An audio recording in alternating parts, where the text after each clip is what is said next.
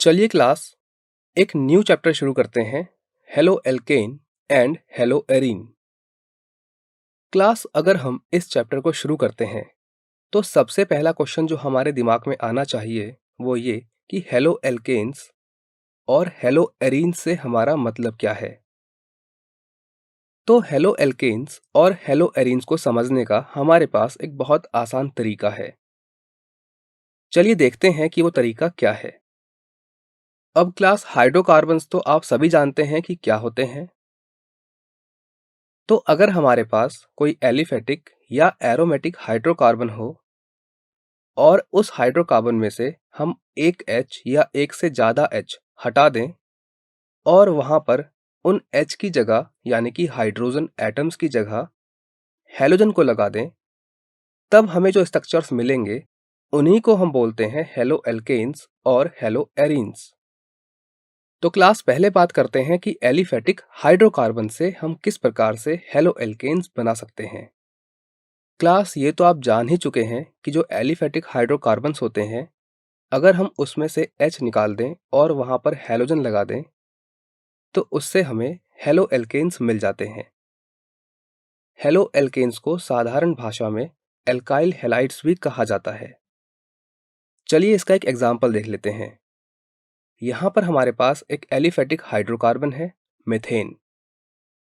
अगर हम मीथेन में से कोई भी रैंडमली एक हाइड्रोजन निकाल देते हैं और उसकी जगह पर कोई हैलोजन जैसे कि हमने यहाँ पर क्लोरीन लिया है लगा देते हैं, तो हमें जो स्ट्रक्चर या कंपाउंड मिलेगा वो एक हेलो एल्केन या एल्काइल हैलाइड होगा। जैसा कि आप यहाँ पर देख सकते हैं कि इस केस में हमें मिथाइल क्लोराइड मिला है। अब बात करते हैं एरोमेटिक हाइड्रोकार्बन्स की।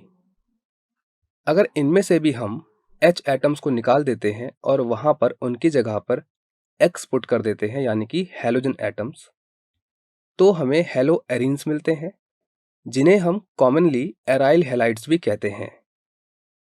तो क्लास यहाँ पर हमने लिया है एक एरोमेटिक हाइड्रोकार्बन जो कि बेंजीन है। अगर हम बेंजीन में से कोई भी रैंडमली एक H निकाल दें और उसके स्थान पर एक हैलोजन जैसा कि यहाँ पर हमने ब्रोमीन लिया है लगा दें, तो हमें एक हेलो एरीन मिल जाता है, जैसा कि यहाँ पर हमें मिला है ब्रोमोबेंजीन। तो स्टूडेंट्स, हेलो एल्केन्स और हेलो एरीन्स बेसिकली क्या होते हैं ये तो आप जान चुके हैं। तो अब हमारा अगला क्वेश्चन ये होना चाहिए कि हम हेलो एल्केन्स और हेलो एरीन्स जैसे कंपाउंड्स को पढ़ ही क्यों रहे हैं। तो आइए क्लास जानते हैं उन रीजंस के बारे में जिनको जानने के बाद आप समझ जाएंगे कि why are we going to study about these compounds. तो सबसे पहला तो ये है कि ये जो हेलो एल्केन्स और हेलो एरीन्स होते हैं, इनका इंडस्ट्रियली एज वेल एज हमारी डे टू डे लाइफ में बहुत ज़्यादा एप्लीकेशंस होती हैं। जैसे कि पॉलीविनाइल क्लोराइड एक ऐसा पॉलीमर है जो इसी प्रकार का कंपाउंड होता है और इसका यूज़ बहुत बड़े पैमाने पर पानी के पाइप्स और भी बहुत इंपॉर्टेंट चीज़ें बनाने में किया जाता है। अनदर एग्जाम्पल इज क्लोरोफॉर्म, जो कि एक बहुत ही वेल नोन ऑर्गेनिक सॉल्वेंट है और इंडस्ट्रियली बहुत बड़े पैमाने पर यूज़ किया जाता है। इस तरह के कंपाउंड्स का अगला इंपॉर्टेंट एग्जाम्पल है टेफ्लॉन। टेफ्लॉन एक ऐसा पॉलीमर होता है जिसका बहुत बड़े पैमाने पर यूज़ किया जाता है फ्राइंग पैन और नॉन स्टिकी बर्तन बनाने के लिए उन पर कोटिंग करने में। टेफ्लॉन की नॉन स्टिकी प्रॉपर्टी की वजह से अगर बर्तनों पर इनर साइड में टेफ्लॉन की कोटिंग कर दी जाए तो बर्तन भी नॉन स्टिकी प्रॉपर्टी शो करता है। यानी कि अगर ऐसे बर्तन में खाना पकाया जाए तो ऑयल भी कम खर्च होगा और खाना बर्तन से चिपकेगा भी नहीं। नेक्स्ट कंपाउंड है DDT यानी कि डाइक्लोरो डाइफिनाइल ट्राइक्लोरोइथेन। क्लास DDT एक समय पर बहुत ही इंपॉर्टेंट इंसेक्टिसाइड था, यानी कि इसका प्रयोग बहुत बड़े पैमाने पर फसल को कीटों से बचाने के लिए किया जाता था।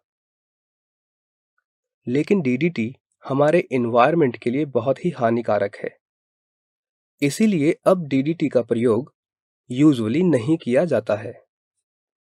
अगर हम इस प्रकार के कंपाउंड्स की मेडिसिनल इंपॉर्टेंस की बात करें तो उसका एक बहुत ही अच्छा एग्जाम्पल है क्लोरामफेनिकॉल, जिसका यूज किया जाता है टाइफाइड फीवर के ट्रीटमेंट में। Another example is chloroquine. इस मेडिसिन का यूज किया जाता है मलेरिया के ट्रीटमेंट में। और क्लास, क्या आप जानते हैं कि हमारी बॉडी एक ऐसा हार्मोन प्रोड्यूस करती है जो इसी कैटेगरी का कंपाउंड है और उसमें आयोडीन होता है। इस हार्मोन का नाम है थायरॉक्सिन। और अगर इस थायरॉक्सिन की डेफिशिएंसी हमारी बॉडी में हो जाती है तो इससे हमें एक डिसीज हो सकती है जिसे बोलते हैं गॉइटर। एक और इसी कैटेगरी का कंपाउंड है हेलोथेन, जिसका यूज किया जाता है बहुत बड़े पैमाने पर सर्जरी के दौरान एनास्थेटिक रूप से।